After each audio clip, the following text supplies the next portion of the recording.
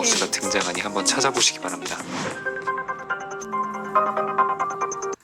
뭐야. 잠깐만. 뭘까요? 이거 뭘까요? 이거. 뭐지? 오케이. 다시. 잠깐만. 지금부터 보여드릴 새 영화에 총 4개의 미키마우스가 등장하니 한번 찾아보시기 이건 바랍니다.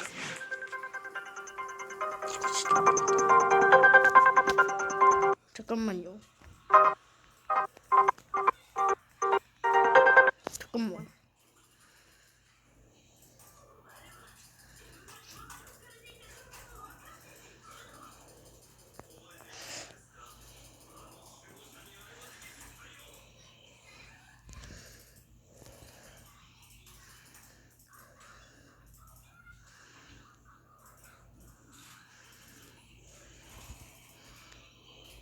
그래, 딱 이 장면에서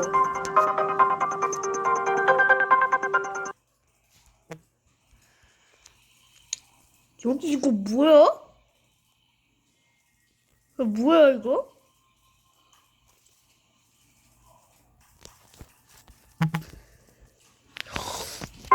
대박. 여기는 찾으셨나요? 이건 솔직히 알려주고 찾으라 해도 겨우 찾을 정도인데요. 이것도 찾았. 하지만 이건 쉬운 편에 속합니다. 뭐야. 사스케도 질질 짜면서 어딨는지 알려달라고 빌었다는 최고 난이도의 미키마우스 이스터에그가 바로 애니메이션 영화 알라딘에 등장하는데요. 한번 찾아보시죠. 네, 방금 나왔습니다. 뭐요? 0.3배속으로 다시 틀어드리겠습니다. 바로 요 놈이었죠. 이 정도면 아이맥스의 몽골인 오페이션 영화 알라딘에 등장하는데요. 한번 찾아보시죠. 0. 네, 방금 나왔습니다. 뭐요? 0.3배속으로 다시 틀어드리겠습니다. 바로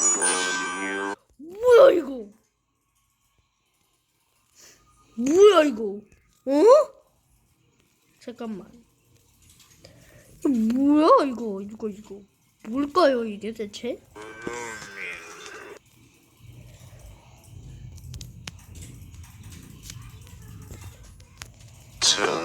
이 정도면 아이맥스의 몽골인 500명 안 적고 틀어줘도 못 찾을 것 같은.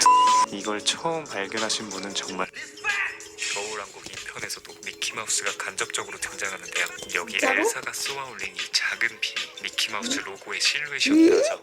근데 이건 솔직히 이런 식으로 따지면 테디베어도 되고 헬로키티, 핑크팬더, 라이언, 펭수, 심지어 페이크 이스터에그 구겨도 할 말 없을 것 같아요. 디즈니가 인수한 수많은 회사들 중에서 가장 디즈니 감성이 잘 드러난 곳은 단연코 픽사라고 할 수 있는데요. 이들이 제작한 최초의 컴퓨터 애니메이션 토이스토리 시리즈 역시 이스터에그 하면 빠질 수가 없죠. New toys! 타사 제품 활용은 기본이고 자사의 애니메이션 속에다 또 다른 자사의 애니메이션 넣기, 각각의 장르를 넘나드는 다양한 영화의 패러디 등 가히 민폭탄을 맞은 수준의 수많은 이스터에그들을 찾아볼 수 있죠. 이 중에서 유독 픽사 영화마다 A113이라는 숫자가 우연이라기엔 너무나 많이 등장하는데요. 심지어 엔드게임에서도 등장하죠. 이 숫자의 기원은 이 사진 한 장으로 설명할 수 있습니다. 토이스토리 감독인 존 라세터부터 시작해서 라따뚜이와 인크레더블 시리즈의 브래드 버드, 이상한 나라의 앨리스와 덤보의 팀버튼, 인어공주와 모아나의 존 머스커, 타잔과 겨울왕국의 감독인 크리스 버튼, 이들이 공통적으로 거쳐간 카라치의 강의실 번호에서 비롯된 이스터에그였던 것이죠. 한편 영화 테넷에선 상당히 특이한 이스터에그를 찾아볼 수 있는데요. 우선 영화의 제목인 테넷이 앞뒤로 읽어도 똑같은 단어라는 것은 다들 알고 계실 겁니다. 그런데 영화 속에서 주인공이 갑자기 하던 풀업, 이 상황에서도 큰 손실을 걱정하는 헬창인가 하면서 별 의미 없이 넘어갔었는데요. 소름 끼치게도 이 풀업이란 단어도 해문으로서 거꾸로 해도 풀업이었죠. 인과관계가 서로 충돌하는 영화의 안성맞춤이 지렸던 이스터에그였다고 할 수 있을 것 같습니다. 또 다른 레전드 영화 레옹에서도 재밌는 이스터에그들이 있는데요. 영화 초반부 스탠스필드 형사가 마틸다의 아빠에게 Find out who did. By tomorrow. Noon.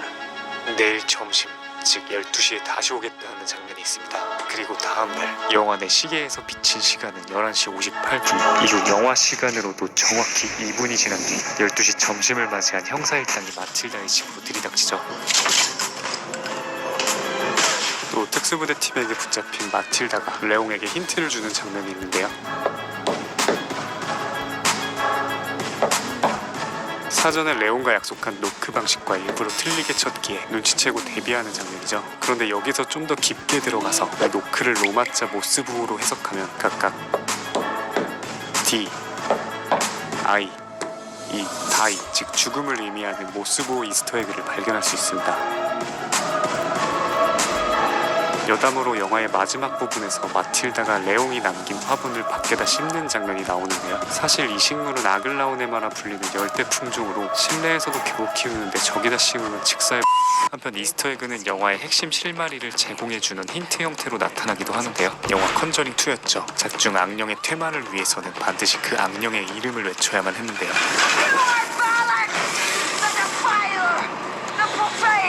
이렇게 갖은 수를 다 써가며 알아내려 했던 발락이라는 악령의 이름이 사실은 이미 영화 곳곳에 포진해 있었죠. 그저 아무 생각 없이 지나갔던 주방 팁타임 장면에서 자세히 보시면 러브의 V자만 유독 크다는 것을 발견하실 수 있는데요. 그 밑을 보면 ALAK가 같은 사이즈로 적혀있는 걸 찾아볼 수 있습니다. 즉 발락이라고 적혀있던 것이죠. 또한 딸아이가 만들고 있던 팔찌에도 아이들의 장난감으로만 보였던 이 장식품도 마지막으로 그저 책꽂이에 놓여져 있는 알파벳도 자세히 보시면 이미 발락을 제시하고 있었죠. 이외에도 워렌 부부의 강연 장면에서 아무 의미 없이 지나갔던 이 청중들 중 한 명이 이 영화의 실제 주인공 로레인 워렌이었다고 하죠. 영화를 보다 보면 다른 유명 영화의 명장면들을 오마주하는 이스터에그들도 종종 찾아볼 수 있는데요. 영화 인터스텔라에서 블랙홀을 설명하던 이 장면은 So a wormhole bends space like this, so you can take a shortcut through a higher dimension. 우주를 배경으로 한 SF 호러 이벤트 호라이즌의 설명과 똑같은 방식이었다고 하죠. When the spacecraft passes through the gateway, 저 space returns to normal. 또 다크나이트에 나온 이 원형 주차장에서 스퀘어크로우를 쫓는 배트맨의 모습은 Superhero landing. 영화 아메리칸 사이코의 계단에서 크리스찬 베일이 전기톱을 날리던 씬을 오마주한 것임을 알 수 있죠. 오마주하면 빼놓을 수 없는 곳은 바로 마블이죠. 특히 방대한 마블 시네마틱 유니버스를 바탕으로 자신들이 일구어 놓은 이전 시리즈들의 대사나 장면들을 오마주하기로 유명한데요. 그중 몇 가지를 살펴보면 먼저 캡틴이 윈터 솔저에서 러닝메이트인 팔콘을 몇 번이나 앞지르며 약올렸던 이 대사. 그 당시에는 왼쪽 성애자구나 하고 별 의미 없이 웃어 넘겼는데요. 무려 5년 뒤 이 답도 없는 절망적인 상황 속에서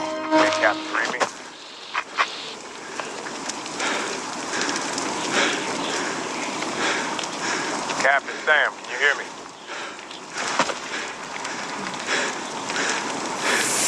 On your left. 엔드게임에서 영화의 클라이막스에 이 대사가 절묘하게 재사용되며 온몸에 전율을 선사했었죠. 또 에이지 오브 울트론의 엔딩에서 Avengers. 간만 보다가 잘려버린 캡틴의 대사는 4년 뒤 Avengers!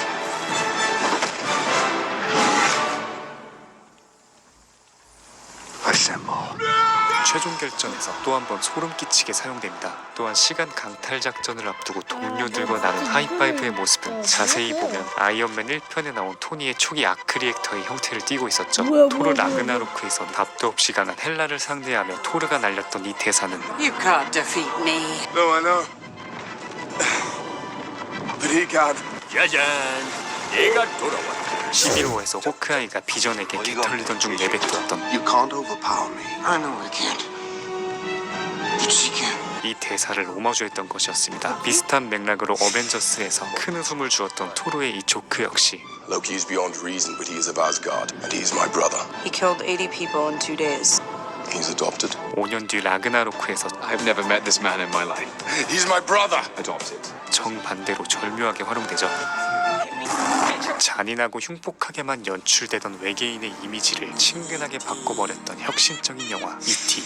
그리고 또 다른 전설의 SF 영화 스타워즈. 이 둘은 서로의 영화를 이스터에그로 활용했었는데요. 먼저 영화 E.T에서 E.T가 손을 내밀어 치료하는 장면은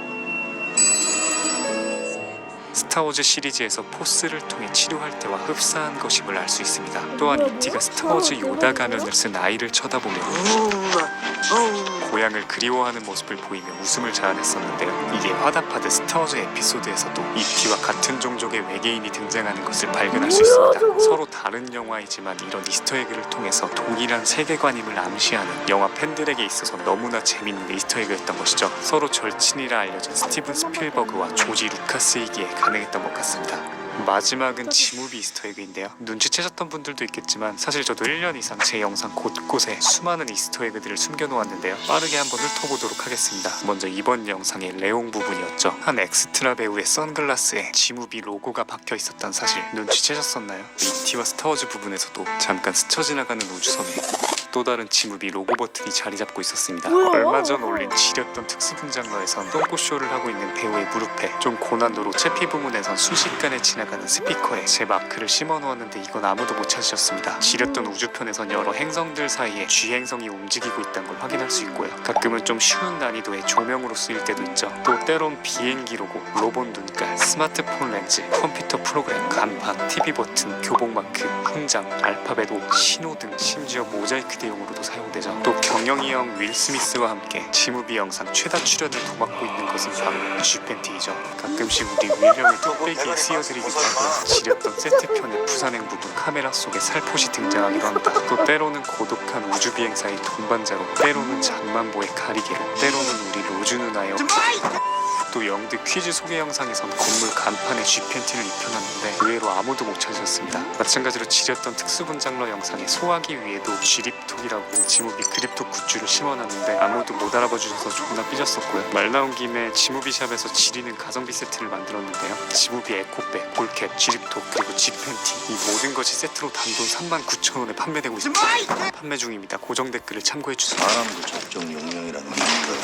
앞으로도 영상 곳곳에 지무비 이스터에그를 숨겨놓을 테니 찾는 재미도 함께 즐겨주시면 좋을 것 같습니다. 이스터에그의 뜻을 인트로에서 설명하려다가 이제는 다들 아실 거라고 생각해서 생략하고 바로 본론으로 구성했는데요. 영화나 게임에 몰래 숨겨놓은 히든 메시지를 뜻하는 용어이죠. 이제 이스터에그는 단순한 즐거움뿐만 아니라 해당 영화의 후속편을 암시하거나 다른 작품의 패러디로 사용되는 등 그 쓰임새가 정말 무궁무진해졌는데요. 그만큼 중요한 입지에 오른 이 이스터에그의 자연스러운 배치를 위해 오늘도 밤새 작업하고 있을 나를 위해 아니 영화 제작자분들께 이 영상을 바칩니다. 지금 보이시는 화면처럼 구독과 알람 설정을 해주시면 매주 새 영상이 올라오자마자 접하실 수 있습니다. 강요는 아니고요. 우주야! 네가 개가 되라면 내 개가 된다! 내가 지금부터 개야! 여기 국물 대신 국물 돋는 맛집이 있어. The truth is, 누구냐 너? I am Iron Man. 만약 아이언맨 토니 스타크가 톰 크루즈였다면, 만약 매트릭스의 네오가 윌 스미스였다면 뭐라고? 영화가 어떻게 달라졌을까요? 23번째 지리는 시리즈 지렸던 캐스팅 비하인드 2부 바로 시작합니다. 첫 번째 주인공은 경영이 형과 함께 지무비 영상 최다 출연에 빛나는 윌 스미스입니다. 29년간 약 27개의 영화에 주연으로 출연해 94억 달러, 한화로 10조 5천억 원을 벌어들인 전설적인 배우이죠. 허나 이런 그에게도 땅을 치고 후회할 만한 캐스팅 비화가 있었는데요. 바로 전설의 영화 매트릭스의 네오 역을 거절했을 때라고 합니다. 네오 역 캐스팅의 1순위는 우리 조닉 형이 아니 키아누 리브스가 아니라 바로 윌 스미스였던 건데요. 역사가 바뀌게 된 그날 매트릭스 감독인 워쇼스키 자매가 윌 스미스를 찾아왔었고 영화의 세계관과 액션 시퀀스에 대해 신나게 이야기하기 시작하죠. Like imagine you're in a fight and then you like jump. Imagine if you could stop jumping in the middle of the jump. 뭔 개소리야! 그가 영화를 거절한 결정적인 이유는 그 당시 말만으로는 이 자매가 대체 무엇을 하려는지 도무지 이해할 수가 없어서였다고 합니다. So I made Wild Wild West. 그렇게 그는 다른 영화를 선택했고 그의 필모 중 몇 안 되는 흑역사가 탄생하고 맙니다. 반면 매트릭스는 말 그대로 영화 역사의 한 획을 긋는 기념비적 걸작이 되었는데요. 하지만 윌형은 쿨진의 빙의에 영화가 너무 완벽했다며 자신이 안 한 게 다행이라고 말하죠. I probably would have messed the Matrix up. I would have ruined it.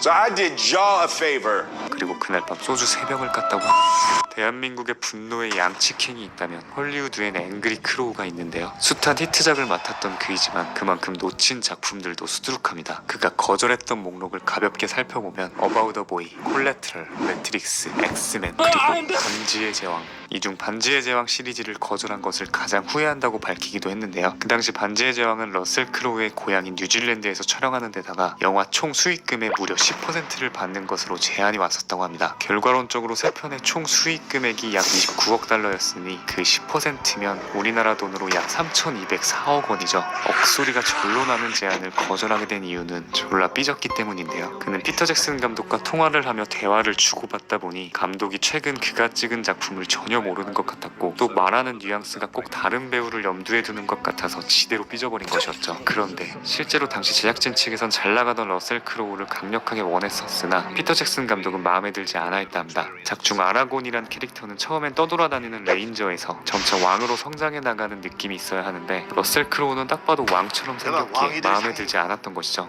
어쨌든 눈치 빠른 러셀 크로우의 거절 이후 다니엘 데이 루이스, 조니 뎁 등 쟁쟁한 후보들이 물망에 올랐으나 거절 혹은 스케줄 조정 실패로 인해 아라곤역 캐스팅에 곤욕을 겪던 중 한 배우가 찾아옵니다. 바로 크리스찬 베일이었는데요. 그는 반지의 제왕의 열렬한 팬이었으며 감독과 연락하기 위해 모든 지인들에게 연락을 돌리며 아라곤 역에 관심을 표한 결과 후보군에도 못 들었다고 하죠. 오히려 감독은 그에게 레골라스 역을 제의했다고 하는데요. 지금 생각해봐도 굉장히 잘 어울리는 것 같은데 베일은 아라곤 아니면 절대 안 한다는 입장을 고수하여 캐스팅이 불발되고 맙니다. 그렇게 아라곤 역은 공백인 채로 촬영 날이 눈앞까지 다가오게 되는데요. 그토록 까다롭던 피터 잭슨의 원픽으로 대본을 받은 것은 바로 비고 모텐슨이었죠. 그러나 그는 처음 대본을 읽고는 요정과 난장이가 나오는 아동용 영화인 줄 알고 다 읽지도 않은 채 방구석에 던져놨다고 하는데요. 촬영이 시작되기 이틀 전 반지의 제왕의 광팬이었던 아들의 권유로 극적인 합류를 하게 됩니다.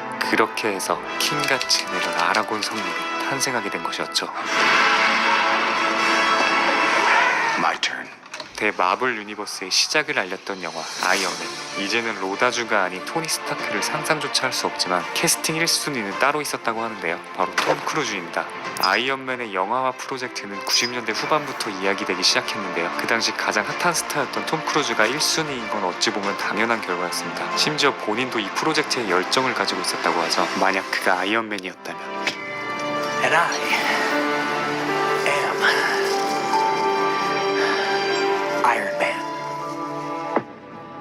개인적으로는 톰 크루즈가 아이언맨이었어도 꽤 잘 어울렸을 것 같습니다. 그러나 당시 제작 환경에 따라 영화는 계속해서 연기되었고 대본 의견에도 충돌이 생기기 시작하며 결국 하차하게 되고 마는데요. 들리는 썰로는 톰 형이 아이언맨 수트를 입었을 때 본인의 얼굴이 나오게 디자인을 수정해달라고 했다는데 좀 말도 안 되는 낭설인 것 같고 팩트인 것 같기도 합니다. 그럼 자연스럽게 다음 캐스팅 비화는 이 영화를 본 모두가 반했던 그녀 에밀리 블런트인데요. 그녀도 마블로부터 2번이나 출연 제의를 받았으나 2번 다 거절했다고 하죠. 바로 캡틴의 그녀 패기 카터 역과 블랙 위도우 역이었는데요. 거절 사유는 어쩔 수 없는 스케줄 때문이었다고 합니다. 늘 새로운 마블 영화가 나올 때마다 팬 캐스팅 1, 2위를 다루는 그녀. 다음 작품에선 꼭 영접할 수 있길 희망합니다. 마블 유니버스 장난의 신 로키. 지금은 톰 히들스턴이 아닌 로키는 떠오르지 않을 정도의 찰떡 캐스팅을 자랑하는데요. 사실 그가 처음부터 로키 역을 원한 건 아니었다고 하죠. 그가 오디션을 본 배역은 사실 천둥의 신 토르였다고 합니다. 이를 위해 몸무게를 10kg가량 늘리고 머리도 금발로 염색하며 스코틀랜드 억양까지 연습하는 등 그 누구보다 최선을 다해 오디션에 임했었다 하는데요. 그 결과 자신의 역량을 뽐내며 최종 5인에 오르게 되죠. 하지만 마블 프로듀서 케빈 파이기는 처음부터 그를 토르로 뽑을 생각이 전혀 없었다고 합니다. 히들스톤을 처음 봤을 때부터 로키와 어울린다는 생각이 들었다는데요. 그럼에도 토르 후보 최종 5인에까지 남겨둔 이유는 토르 역을 갈망하는 배우가 로키 역을 한다면 더욱 시너지가 날 것 같아서였다고 합니다. 그리고 톰은 도대체 어떤 놈이 감히 나를 누르고 토르 역에 캐스팅되었는지 너무나 궁금했고 드디어 첫 대본 리딩 때 만나서 기선제압을 하려고 했었죠. 로키 역에 존나 충실하게 임했다고 합니다. 반면 블랙 위도우의 스칼렛 요한슨은 원래는 히어로 무비에 전혀 관심이 없었다고 하는데요. 하지만 영화 아이언맨을 보고 감명을 받은 뒤 블랙 위도우 역 오디션에 빨간 머리로 직접 염색까지 해가며 배역을 따냈다고 합니다. 그런가 하면 마블의 주인공 자리를 2번이나 거절한 배우도 있는데 역사에 남을 조커를 연기하였던 호아킨 피닉스입니다. 그가 거절한 배역은 마크 러팔로가 맡은 헐크 역과 베네딕트 컴버비치가 맡은 닥터 스트레인지 역이었다고 하죠. 고사 이유는 마블 영화 특성상 하나의 역할로 많은 영화들을 소화해야 된다는 것과 그에 따라 한 번에 많은 편을 계약을 해야 하는 것이 부담스러워서였다고 합니다. 어바웃 타임으로 유명한 레이첼 정말 사랑합니다. 레이첼 메가담스도 마블과 연관된 비화가 있는데요. 아이언맨 감독 존 파브로가 페퍼포츠 역으로 처음 캐스팅했던 것은 레이첼 메가담스였다고 합니다. 그러나 개인 사정으로 인하여 거절하였고 그렇게 8년 후 그녀는 닥터 스트레인지의 그녀 팔머 역으로 결국 마블과 함께하게 되죠. 영화 아쿠아맨의 주인공으로 널리 알려진 제이슨 모모아. 하지만 그가 아쿠아맨을 하기 전 사실 마블에서 먼저 캐스팅 제의가 왔었다고 하죠. 바로 데이브 바티스타가 맡은 드렉스 역이었습니다. 심지어 오디션도 보고 스크린 테스트까지 참여했으나 이미 미드 왕자의 게임에서 연기했던 칼 드로고와 이미지가 너무 겹치는 것 같아 고사했다고 합니다.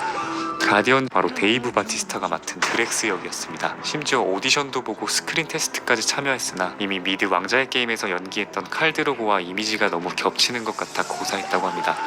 가디언즈 오브 갤럭시 2편에 나왔던 스타로드의 아버지 에고가 어쩌면 훨씬 더 젊게 연출되었을 수도 있었는데요. 에고 역에 처음 캐스팅 제안이 갔던 배우가 바로 매튜 맥커너였기 때문입니다. 우리나라에선 인터스텔라로 유명한 배우이죠. 그때 당시 그는 같이 캐스팅 제안이 들어온 영화 다크타워 희망의 탑을 선택하였는데요. 그 이유는 이미 성공해 있는 마블 유니버스보다는 새로운 프랜차이즈의 탄생을 함께 열고 싶다는 포부 때문이었죠.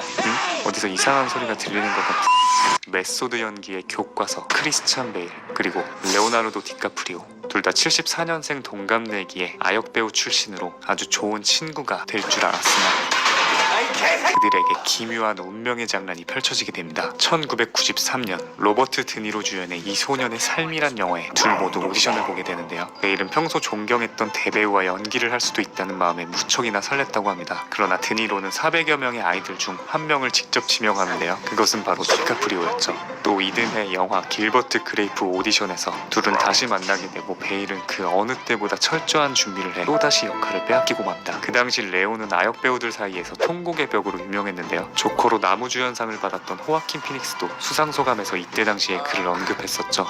When I started acting again, and we'd always lose to this one kid. And every casting director would whisper in there, "It's Leonardo. It's Leonardo."